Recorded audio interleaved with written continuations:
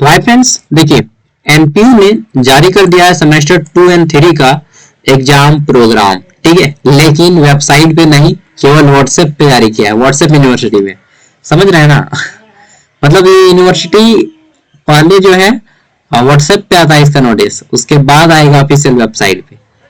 देखिए ये नोटिस आप सभी के पास पहुंच गया होगा जो भी एनपीयू के विद्यार्थी होंगे, और यहाँ पे साइन भी है किसका, तो कंट्रोलर ऑफ एग्जामिनेशन, ठीक है, नीलांबर पीतांबर यूनिवर्सिटी का स्टाम्प मोहर और विद साइन 26 दिसंबर को किया हुआ साइन है। ठीक है, यानी कि ये तो पक्का है कि ये फेक नहीं है। ठीक है, अब देखिए यहाँ पे डेट भी है सब कुछ 26 दिसंबर 2024, यानी कि ये सही है, लेकिन वेबसाइट पे ये अपलोड नहीं हुआ है।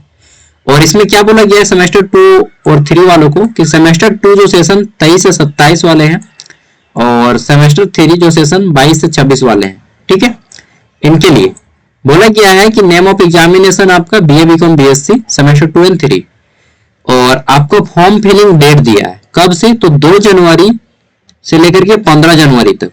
ठीक है, 2 जनवरी से 15 जनवरी तक। और जो उनका प्रैक्टिकल सब्जेक्ट है उनको 500 देना पड़ेगा एग्जाम का फॉर्म फिलअप के टाइम, और जो नॉन प्रैक्टिकल है उनको 400। ठीक है, ये आपका फी रखा गया है। ये बात तो समझ में आती है, यहाँ पे सब कुछ पढ़ लीजिएगा, सब कुछ है। और ये नंबर है हेल्पलाइन नंबर, ईमेल। अब यहाँ पे डेट अनाउंस कर दिया गया है, बट एनपीयू के वेबसाइट पे कोई भी नोटिस जारी नहीं हुआ है। आज आपका 5 तारीख हो गया, और इवन 5 तारीख तक, 5 जनवरी तक कोई अपडेट नहीं है, ना ही ऑनलाइन शुरू हुआ है, जबकि यहाँ पे 2 जनवरी लिखा गया है। अब वेबसाइट पे चलिए हम चलते हैं और आपको दिखाते हैं। ठीक है, तो आ जाते हैं वेबसाइट पे, एंड नाउ ओपन हो गया। यहाँ पे हम सर्च कर ले रहे हैं एनपीयू। ठीक है, चलिए एनपीयू सर्च करके आपके सामने सब कुछ क्लियर करते हैं। ये हमारा शुरू हो गया नीलांबर पीतांबर यूनिवर्सिटी। ठीक है, होम पेज पे आ जाते हैं डायरेक्टली। तो होम पेज पे आ जाते हैं वही। चलिए देखिए यहाँ पे एग्जामिनेशन नोटिस पे हम लोग देखते हैं, तो यहाँ पे हमारा कोई भी नोटिस देखने को नहीं मिलता है। लास्ट नोटिस इनका एलएलबी का आया था, ठीक है, और ये बहुत पहले आया था। तो यहाँ पे सेमेस्टर 2 और 3 फॉर्म फिलअप एग्जामिनेशन का कोई भी नोटिस नहीं आया है, पहली बात। दूसरी बात, इन्होंने 2 तारीख डेट दिया था ऑनलाइन अप्लाई का। चलिए अप्लाई देखते हैं। तो जैसे ही हम लोग आते हैं यहाँ पे एग्जामिनेशन पे, ऑनलाइन एग्जामिनेशन फॉर्म यहीं पे देखिए, ठीक है, इस पे क्लिक करते हैं तो यहाँ पे हमारा पोर्टल ओपन हो जाता है, और यहाँ पे हम 3 डॉट्स पे क्लिक करेंगे, एग्जामिनेशन फॉर्म पे क्लिक करेंगे, तो यहाँ पे हमारा शो करना चाहिए था सेमेस्टर 3 का और 4 का, लेकिन ये यूजी सेमेस्टर 5 का कर रहा है, एमबीबीएस का कर रहा है, UG part 3 vocational and backlog का कर रहा है। ठीक है, और साथ में यहाँ पे पीजी का कर रहा है, यूजी सेशन 23-26 एंड बैकलॉग का कर रहा है। आप लोग का सेमेस्टर देखिए 4 जो FYUGP है, यानी कि 4 ईयर अंडर ग्रेजुएट कोर्स, उसका डेट नहीं यहाँ पे शो कर रहा है। ठीक है, तो कोई भी डेट अभी तक शो नहीं कर रहा है। इसे क्या बोलेंगे? इसे बोलेंगे यूनिवर्सिटी की लापरवाही। मतलब होता है ना कि बिना माँ बाप का बिगड़ा हुआ औलाद, बस उसी तरह से बिना हाँक दाब का ये बिगड़ा हुआ यूनिवर्सिटी है, बेलगाम, कोई लगाम लगाने वाला नहीं है। ठीक है, मन तो करता है ना कि मैं लगाऊं, लेकिन मेरे पास उतना राइट्स नहीं है। ठीक है, नॉलेज रहने से कुछ नहीं होता है, पावर भी होना चाहिए, पावर बहुत जरूरी है।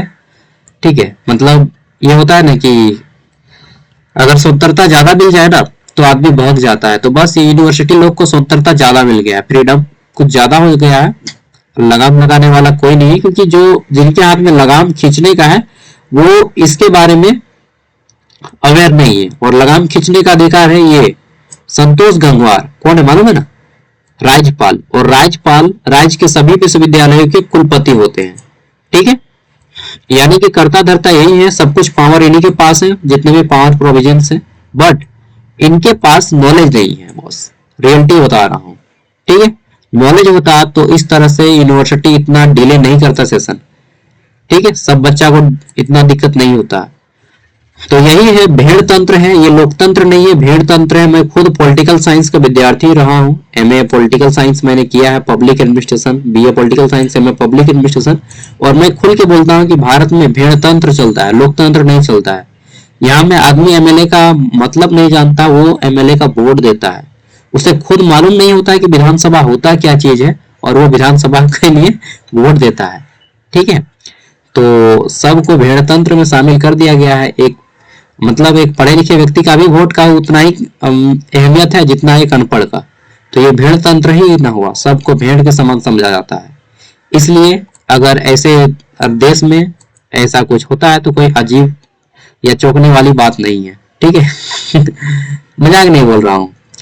एक सुप्रीम कोर्ट ऑफ इंडिया समझते हैं, ठीक है, तो सुप्रीम कोर्ट ऑफ इंडिया है, इसमें क्या है मालूम है, इनके एक जस्टिस मार्कंडे नाम के एक व्यक्ति हैं, जज रह चुके हैं सीजीआई, वो बोलते हैं ठीक है कि भारत भेड़तंत्र है, मेजोरिटी के बल पे यहाँ पे लोग जीतता है और रूल करता है, वास्तव में इनके पास कोई योग्यता नहीं है, इसी कारण हमारा देश इसी तरह से पिछड़ा हुआ है।